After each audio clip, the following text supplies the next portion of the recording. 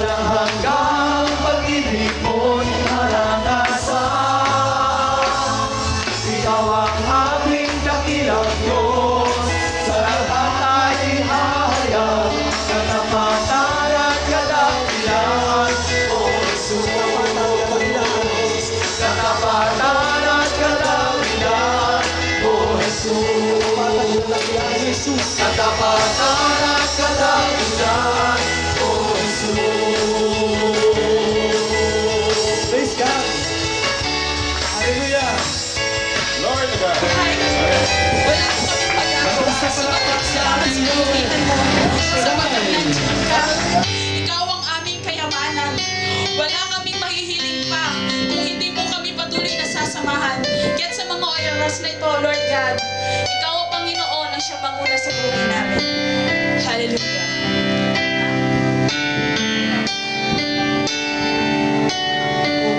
Diyos, sa kabutihan mo, ako'y narito. Ako'y narito. Magpuri sa iyo. Upang magpuri sa iyo. O Diyos, Sa kabanalan mo, malugod ako.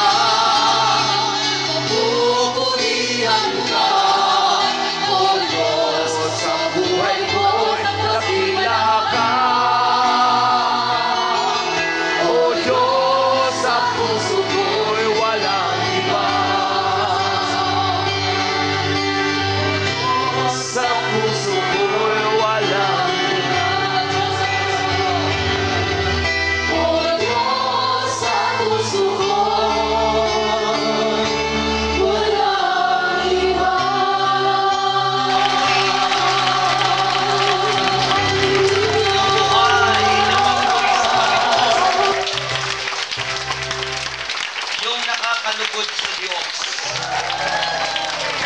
Praise the Lord. Praise the Lord. Praise be the name of Jesus. Hallelujah. Hallelujah. Thank you, Lord. Thank you, Jesus. Hallelujah. Mga namin Diyos na makapagalihan, kami pinagpapasalamat sa tanghaling ito. Sa kagandahang loob mo, Panginoon, kami nandito sa park, O Lord. At umaasa kami na alam namin may gagawin ka sa aming mga buhay. Kami mga tinawag mo, O Diyos, para maglingkod sa iyo.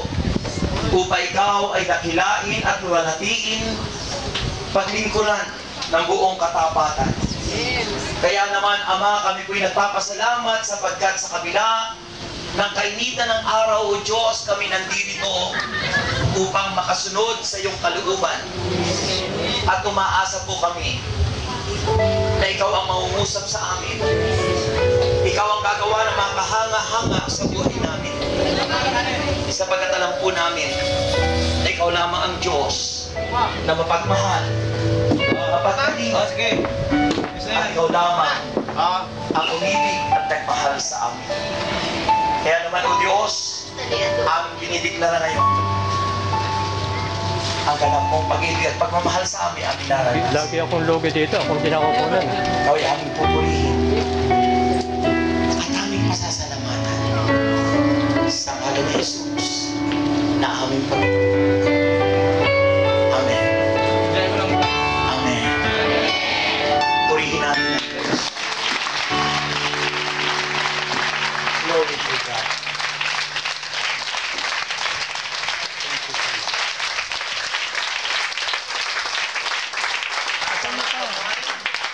Walang ibang nagmahal sa akin ng tulad mo, Panginoon. Ito na mga choir. Okay, quiet. Hindi ako nga ang kakantahin. Kasabay kayo.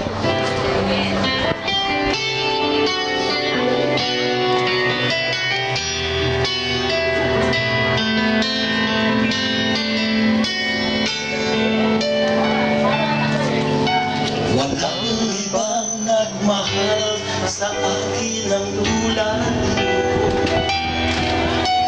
Pag-ibig mo'y wagas at di nagbabago. Pinatunayan mo ito. Bakit yan ang mic? Sa krus ng Kalbaryo. Kaligtasan sa'yo ay natamo.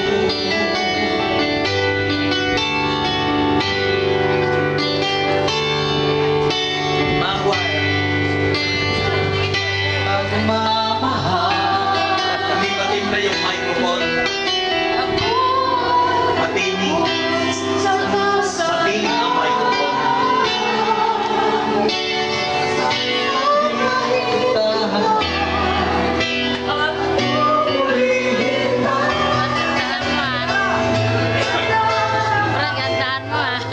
Kami natutulog na, kaya ako nakalak ko yun.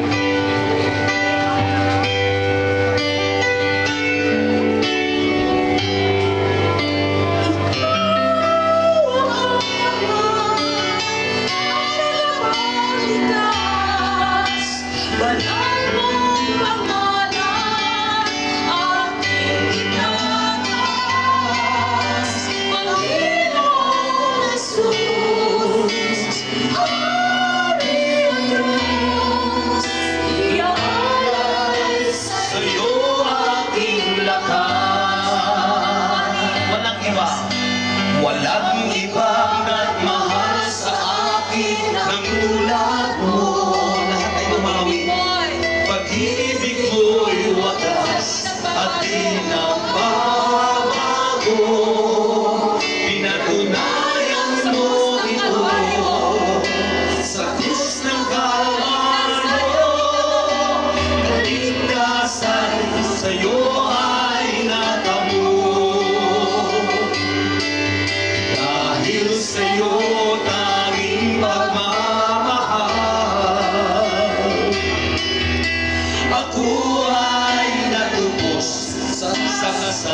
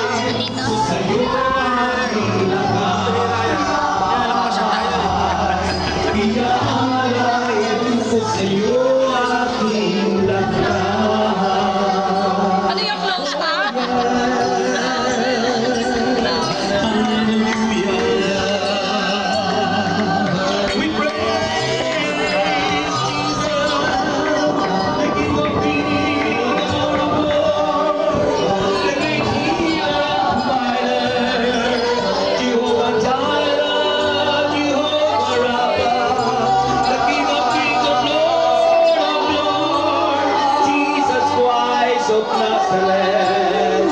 You are worthy to be praised. You are worthy to be praised. You are Jehovah. You are the God who is more than enough.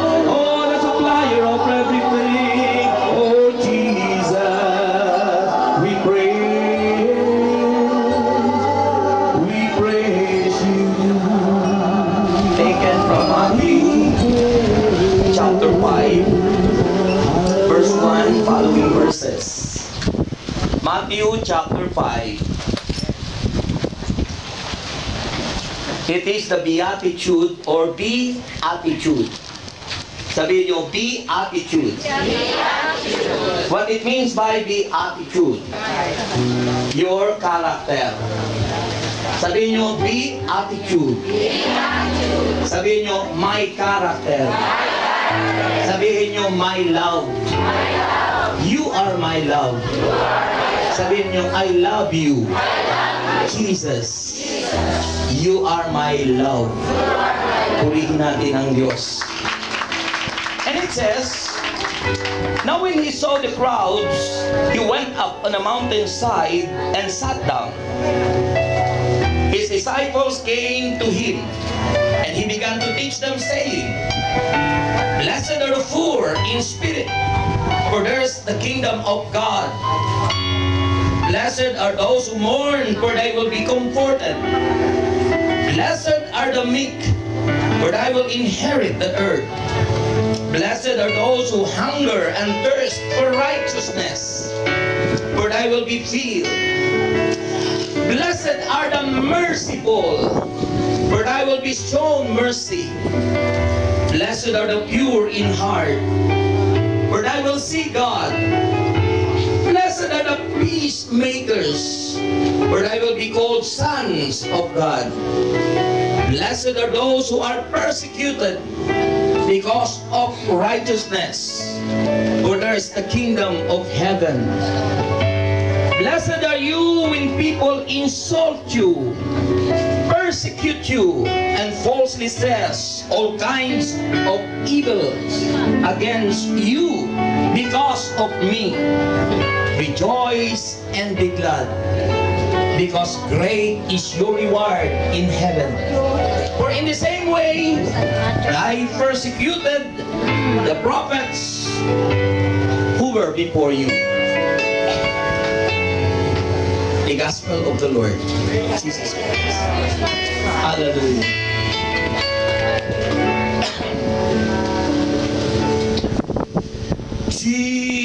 Jesus, oh Jesus, come and feel your love.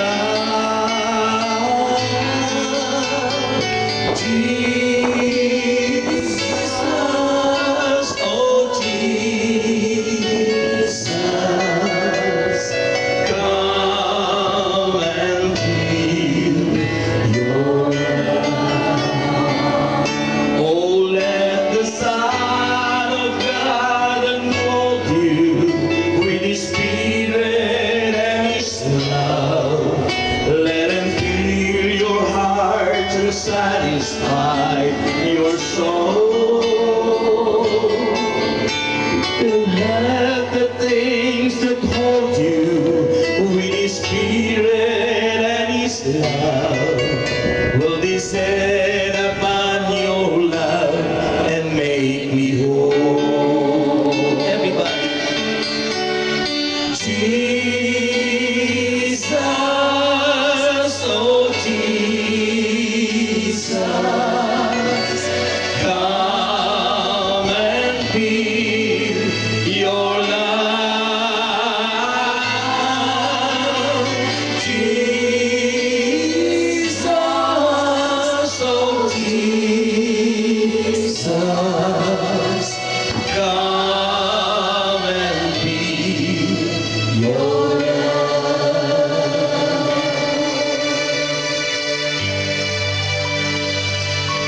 What is the right attitude? Ano ang tumpak at tamang pag-uugali?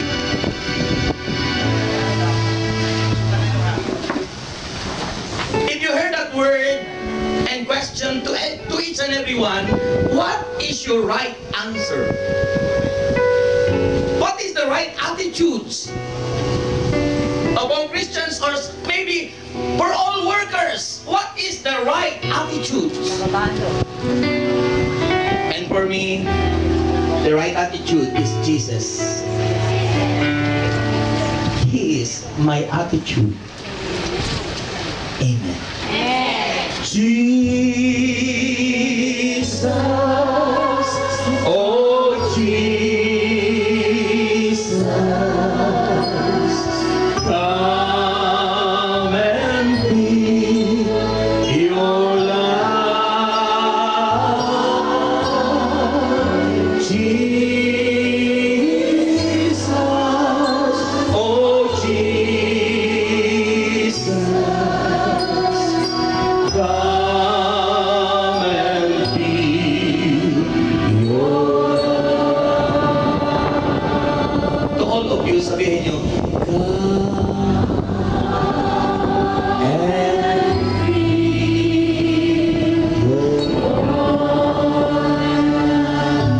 palakpakan si Lord. Inuunahan na natin ang mga youth na mag-concert. Alam niyo yung paglilingkod, kaakibat ang suffering, mga youth na mag-concert. Nakaakibat ang pagtitiis, kaakibat ang init. Ha? Mas masarap nga po yung ikay pinapawisan kasi nadidrain yung iyong mga toxin sa katawan. Pag ang tao po hindi napapawisan, hindi nadidrain yung kanyang toxin sa katawan, kaya sakitin. Ha? Antuking. Lupay-pay. Kami natutulog na kaya manhid. nanigot ako. Ayun. Ganun po yun. Wala pa. Pero pag ikaw ay pinapawisan, tinitiyak ko po sa inyo, you are good health.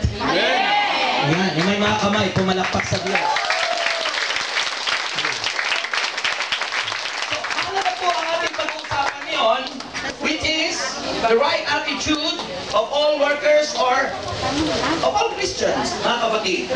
Tamang pag-uugali ng mga manggagawa, lalo na sa lahat ng mga Kristiyano, mga kapatid. Kaya, pinabati ko kayo ngayong hapon ito, how are you today?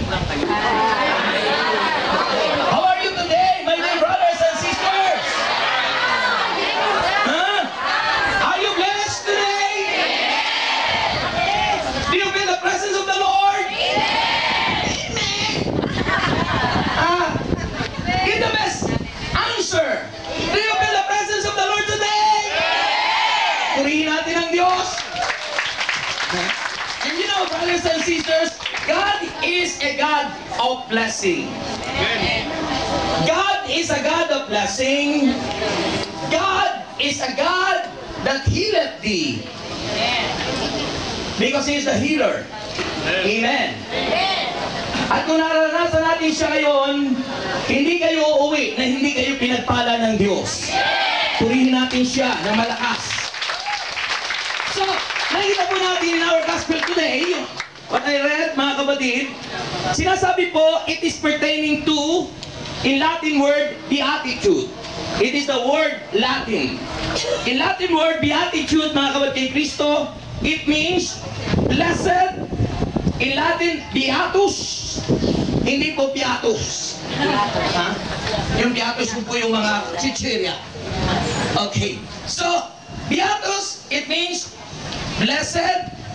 At mula sa salitang ito, it comes from the word beatitude.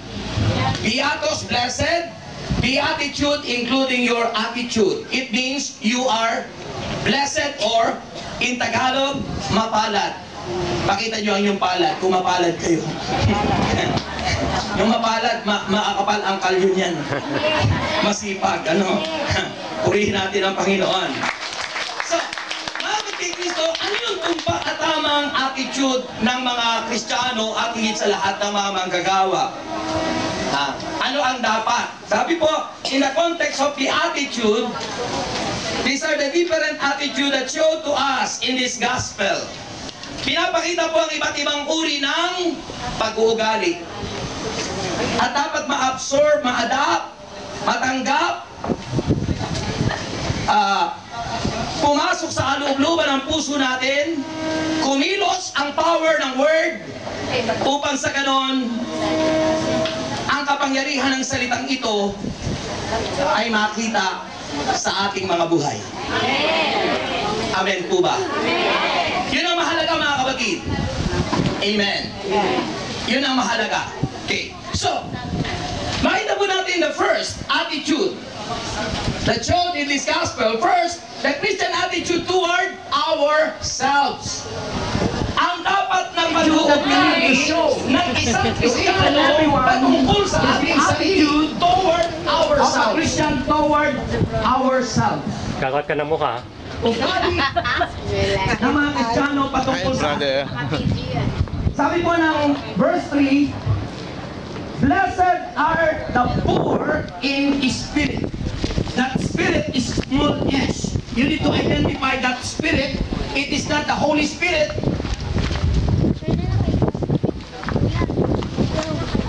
Blessed are the poor in spirit. And what it means? Ano ang ibig sabihin po nun? Mapalad yung mga Kristiyano na hindi na makamundo. Poor in spirit, it means you are not worldly. You are Christian and you are focused on the Lord in His presence. Amen. Kaya nga, poor in spirit, it means to say, hindi ka na makasanlibutan, hindi ka na makamundo. Poor ka na sa spirit of worldliness. Poor ka na sa spirit of the world. Kabila pa. Yun sa kabila. Yan ang ibig sabihin nun. I-atras nyo yun, oh. Hindi ka na sumasangay sa mundo, but you are conforming in the pattern of Jesus. Doon sa itinuturo ng Panginoon. Amen po ba? Amen. Yun ang kailangan po. We as workers, we are the model to the youth. At hindi yung tayo ang mag-aatid pa sa kanila para maging makamundo. We are the model to show your character to the youth. The right character and not the wrong character. So that is the first attitude that we need to show to all Christians, the attitude toward ourselves, that we must be or we must become poor in spirit. Ibig sabihin nun, hindi ka na tumataya sa loto. Hindi ka na tumataya sa wedding. Hindi ka na naglalasing. Ang barkada mo na hindi na makasanlibutan. Ang barkada mo ay kaisa ng espiritu mo. At hindi ka na nangungutang ng hindi binabayaran. Saka kayo nangutang doon sa kanilang mga t-shirt at hindi nyo babayaran. Bayaran nyo. Okay? Dahil yan ay livelihood ng Muntinlupa. Iba pa po yung ating uniform. Iba yung uniform natin. Okay? That is the livelihood of Muntinlupa. Ayan o, yung concert at the park. Okay? So, pakita natin yun. Hindi pagdating ng bahay, yung ugali nating pangit ang makikita. Sasabihin ng asawa mo, El Shaddai ka pa naman. Pati ka pangalan ni El Shaddai nadadamay. Ha? Pati pangalan ng Diyos. Alam niyo si Kristo nung dumating doon sa templo, ang pagkagalit, mayroon pong tamang pagkagalit, may pangit na pagkagalit, discipline. Okay? So yun po ang napakahalaga. So, una-una sa mga manggagawa, pakita natin na tayo ay tumpak ang ginagawa. That you are in right attitude. Hindi ka na worldly, you are poor in spirit. And that spirit is the spirit of the world. That is the spirit of worldliness. Sabi ni Saint Paul in Romans 12 verse 1, verse 2, do not conform any longer to the pattern of this world. Romans 12 to yun. Do not conform. Ibig sabihin, huwag ka nang sumang-ayon sa takbo ng mundong ito.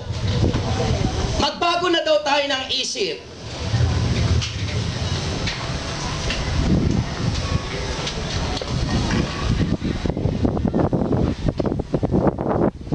Marami sa inyo malayo ang tingin, walang tinatanaw.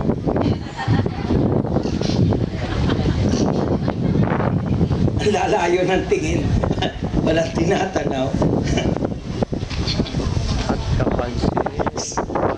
So sabi ng Romans 12:2, do not conform any longer to the pattern of this world, but be transformed by the renewing of your mind. Renewing of your mind. And then you will be able to test and approve what God's will is, His good, pleasing, and perfect will. Mag-iba na niya kayo at magbago ng isip upang malaman nyo kung ano yung tunay na kalooban ng Diyos, kung ano ang mabuti at nakalulugod sa Kanya at talagang ganap.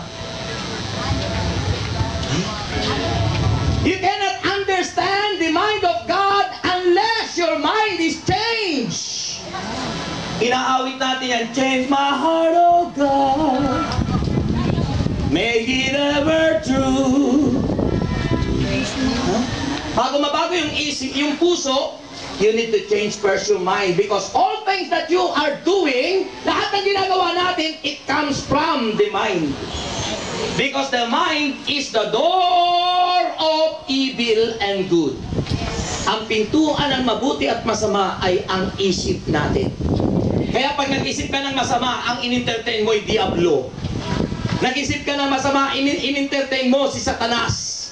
Pero pag nag-iisip ka ng mabuti at nakalulugod sa Diyos, in-entertain mo ay ang banal na Espiritu ng Diyos.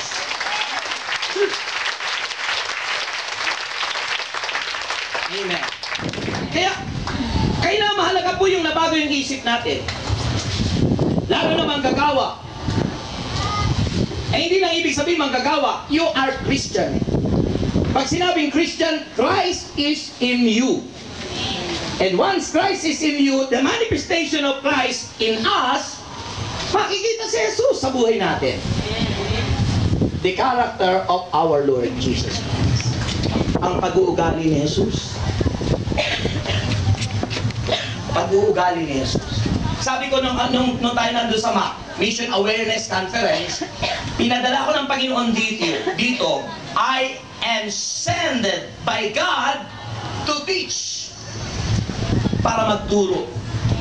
Upang pag kayo naturuan na at hindi naman kayo marunong sumunod sa itinuro, ito nagagawa ang Panginoon ng paraan.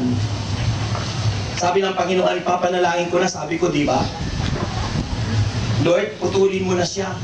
At sabi ng Panginoon, yung pinuputol na sanga, itatapon sa apoy. Biblical yun. Diba saan mapupunta ang mga taong ayaw magpabago? Mahaba pa ang panahon para tayo mapunta kung saan. At ang nalalabing panahon nyo ay ilaan sa paglilingkod sa Diyos ng tumpak at hangin.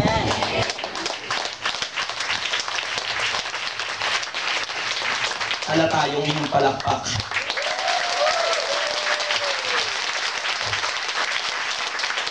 Kaya yun ang sinabi sa Romans 12 verse 2, mag-iba na tayo at magbago ng isip. Hanggat hindi na bago ang isip ng tao, lalo na mga manggagawa, di kayo magkakasundo sa inyong chapter. Unless you change your mind and focus your mind to the Lord, that's a time that you will become united. Paranyaki. United. Paranyaki ko. Puri sa Jesus, di ba? Yun po yun. Pero hanggat hindi nababago, hindi po magiging united. Kanya-kanyang isip, kanya-kanya isip makamundo, isip maka-demonyo. Pero pag ang isipan natin na bago, alam natin kung ano ang dapat nating entertain sa ating mga isipan. Alam natin ang tama, alam natin ang mali. Kaya yung mali, hindi dapat gawin. Yung tama ang dapat gawin. Amen. Halimbawa, ano ang tama dapat gawin? Kapag may nagsasalita, dapat makinig. Hindi minsan may nagsasalita, healing message na, kalimitan, excuse me for the choir, sometimes sakalang magsisikain. Pag healing message, bago mag-healing message, kumain na! Para pagdating ng healing message, nakikinig lahat. Hindi pagdating ng healing message, saka sila mag-aalisan. Magkakainan, pagbalik, hindi na makakantang mabuti, bundat na. Wala nang hangin yung tiyan. Kaya dapat po, correction makes perfect. It is discipline. Say it, discipline. Kaya dapat po yan, naintindihan nyo mga coordinator. Kung kayo ay may mga prayer meeting, lalo na pag-anniversary, bago mag-healing message, pakanin nyo na ang mga choir nyo. Hindi yung pagkatapos, ay pag nagtutok na yung preacher, saka kain na kayo, kumain na kayo. Ano, exempted silang makinig? Kaya hindi nababago ang ugali? Kaya hindi nababago ang ugali ang ilan sa mga awit. Hindi ko sinasabing lahat. Kasi hindi nakikinig. Lalo na pag-anniversary.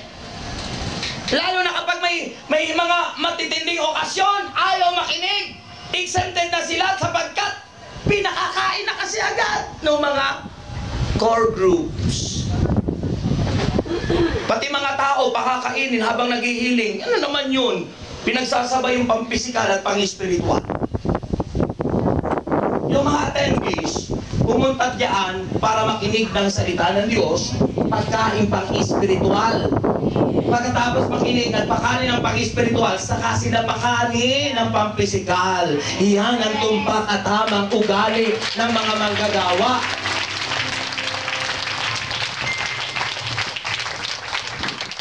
Amen? At kung gusto niyo humaba ang buhay ng inyong mga manggagawa, huwag kayong maghahanda ng baboy.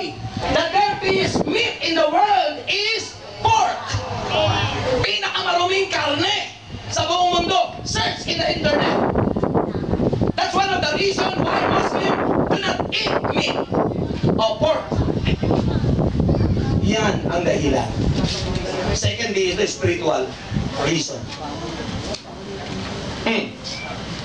Pinakamaruming karne. Experiment. Halimbawa, bili kayo ng karning baboy. Buhusan nyo ng soft drink, coke, or anumang soda. After ilang minutes yan, lilitaw ang mauud na hindi na mamatay kahit nilaga mo na. Hindi mo makikita kagad ng ano, pero tingnan nyo sa microscope or ano man. Pero makikita parang bumubula-bula yung ano, kasi yun yung mga bakterya. Pinakamaruming karne. Kaya maraming nagkakasakit ng high blood.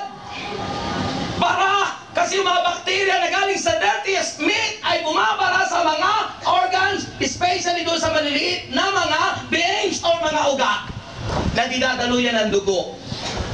Ay pagbarado na yon, hindi na kayo makakahinga dahil sa kakakain ng lechon. Ang lechon pa naman, hindi kasi nung luto. That is proven. And that is in the internet. Hindi ka ako nagsasabi dyan. Kasi ako noon naging curious, no, ako'y nasa UAE, sa United Arab Emirates. Sabi, bakit kaya ang mga Muslim hindi kumakain ng baboy? Ayun, sinners ko. Tinanong ko sa internet. At sinagot. Kaya kayo kumakain pa, gusto mong humaba ang buhay. Tigilan nyo na.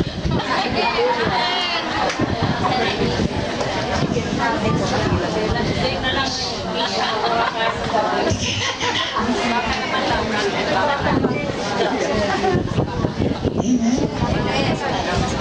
Kung humaba ang buhay nyo, ang kainin nyo lagi, ispan, gulay. Saan kayo nakakita na madaling nagkasakit ng mga kalabaw at baka? Because they are vegetarian. Damo lang ang kinakain nila. Kaya ang lalakas nila. Hihira nagkakasakit yan. Baka. Kalabaw. Bakit? Damo lang ang kinakain nila. Biblical. Si Shadrach, Meshach, Abednego, and Daniel, the prophet of God. Nung sila'y humarap kay King Nebuchadnezzar at doon sa isang hari pa. Pakakainin sana sila ng pagkain ng hari. Pero sabi, hindi po kami kakain yan sapagkat hindi po kami dapat kumain ng pagkain nyo. Ang dapat nyo po, ihandaan nyo lang po sa aming gulay. Lahat gulay. Kung mataas ang uric mo, hindi dapat ang mga sitaw. Lahat leafy vegetable. Diba? Kung ano nangyari, after ilang linggo, chinek, kung ano ang lakas ng mga pinapakain ng pagkain ng hari ng mga karne. Isinugod sila sa gera. Ano nangyari? Panalo sila.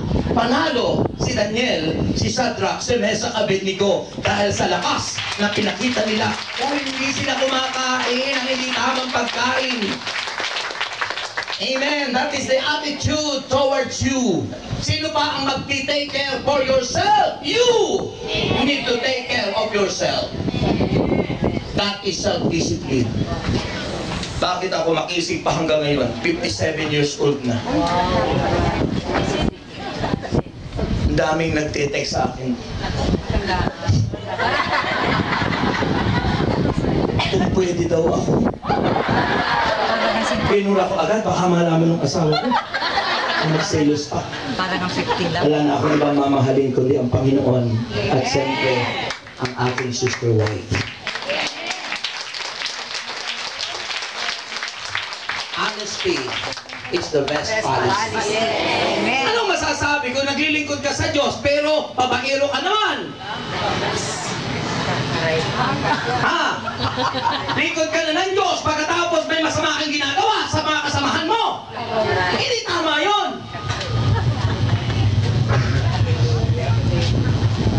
You have your right attitude to show to everybody. Di yung kung ano-ano mga pinagagawa extracurricular activities. Lingkod na tayo ng Diyos. Hindi na tayo dapat makibarkada sa kung ano-anong barkada. Di yung kutsok ng kukote natin sa lust of the flesh, hindi natin dapat i-entertain. Manalangin ka. You pray for the Lord. Tingnan mo yung train, umaamin din. Daig pa natin. Layo-layo ng train, umi-amen. Nagpupuri sa Diyos. Kaya po mga kapatid, ilagay nyo ang inyong sarili na kayo lingkod ng Diyos. Hindi kayo lingkod ng kung sinong tao. We are serving God. And that God is the owner of your life. May-ari ng buhay natin. At ginagawa natin ang paglilingkod na ito, hindi para tayo ipagpalain. Naglilingkod tayo sa Diyos upang ipadama, ipakita sa Diyos na may likha sa atin ang ating pag-ibig at pagmamahal sa Diyos. That is the ultimate reason. Ang pinakamataas na dahilan kung bakit ka naglilingkod sa Diyos is not because you want to be blessed. Because we love God. But because you love God, it is the response of all Christians to the greatest commandments of the Lord. Ano ang greatest commandments of the Lord? Love God with all heart. You shall love. Ay, nawala yung ating man ito.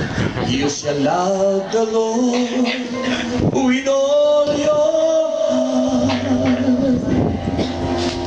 You shall love the Lord with all your soul. You shall love the Lord with all your mind,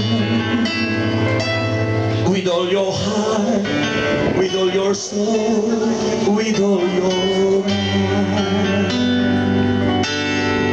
You shall love the Lord with all your heart.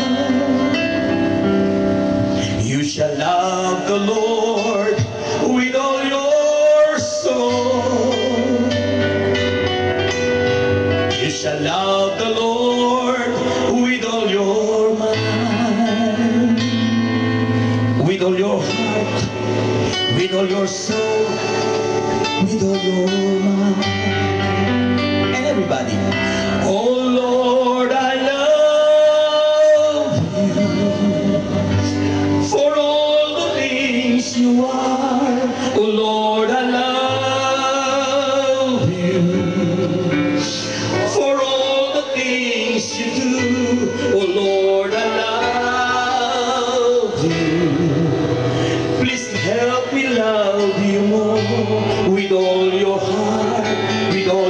soul, with all your mind.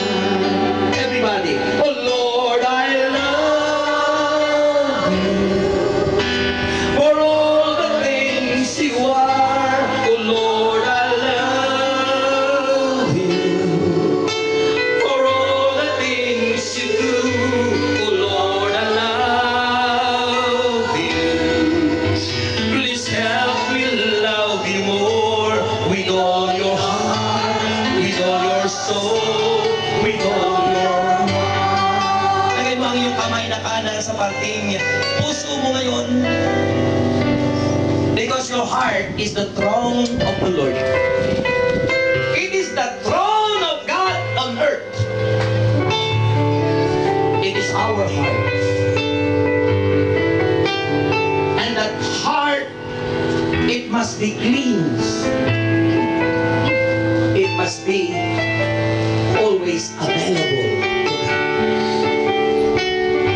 Hallelujah. Oh Diyos, mahal kita. Tunay walang iba. Oh Diyos, mahal kita. Tunay walang iba. Oh Diyos, mahal kita.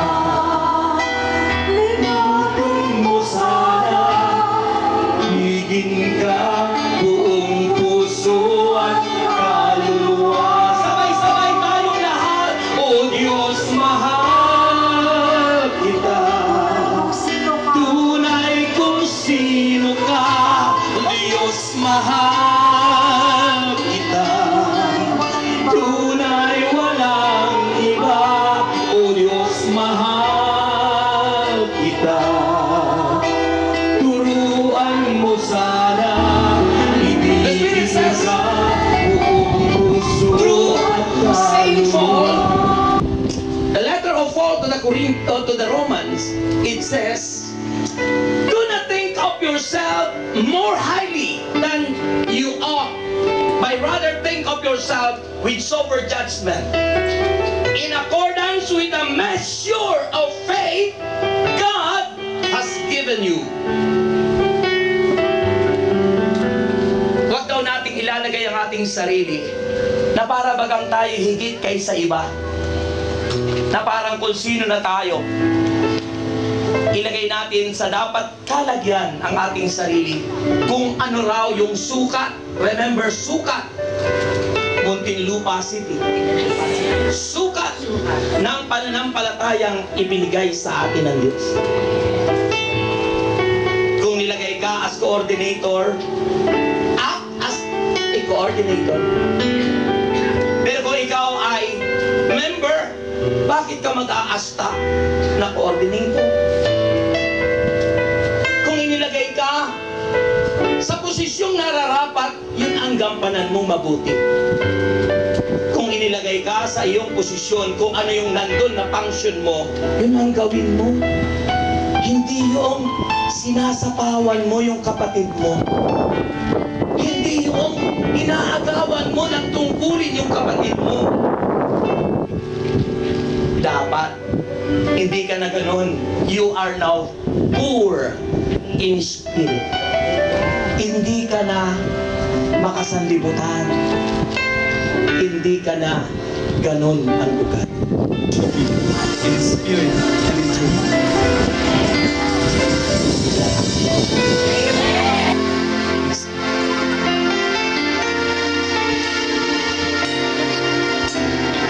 O Panginoon,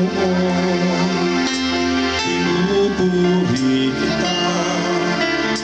Ako'y naririto upang sambahin ka. Magpakailanman itataas kita. Sa aming buhay, ikaw ang Diyos. Tayo pong lahat, umabot sa Panginoon. O Panginoon, pinupuri kita. Ako'y naririto upang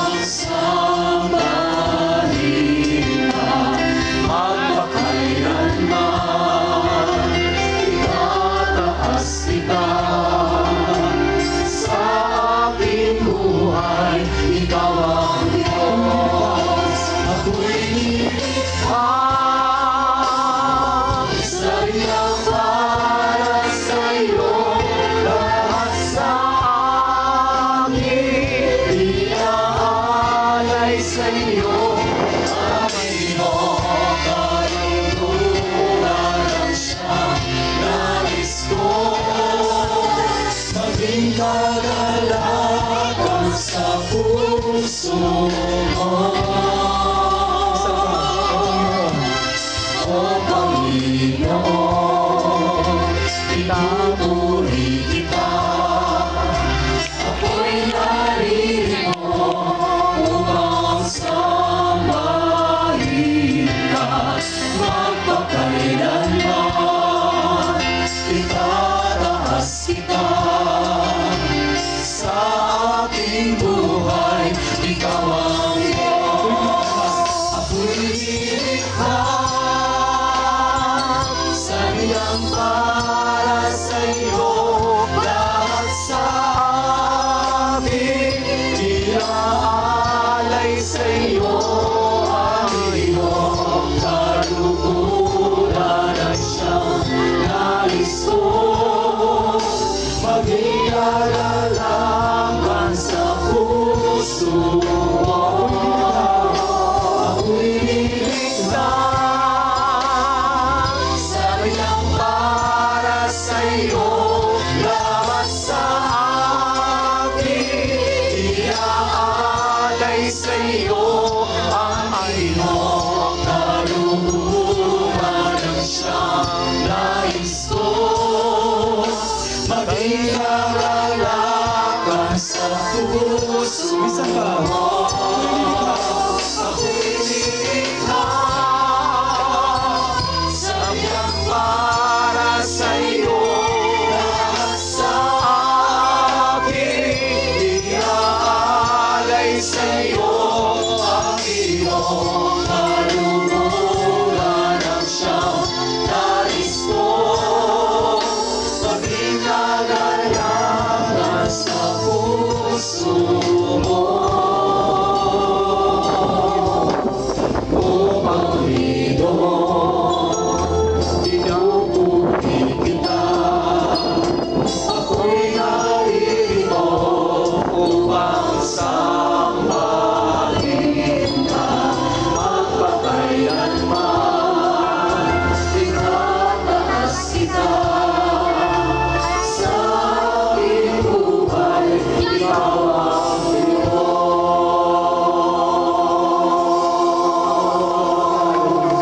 Thank you, Lord. Thank you, Jesus. Lord, that is within us. Bless His holy name.